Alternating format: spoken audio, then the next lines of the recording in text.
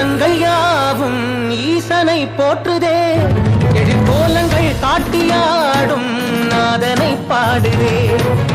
ஆரூரன் தந்த பாடல் அடியாரை போற்றுதே, அதில் காணும் நாயன்மாரின் பக்தியை பாடுதே. சம்பந்த தேவாரம் கேட்டு சாம்பல் பெண்ணானதே, அப்பர்தம் தாண்டகம் கேட்டு நாகம் உயிர் தந்ததே. அடநாடென்ன காடென்ன குலம் என்ன பிரிவென்ன எல்லோரும் அடியார்களே.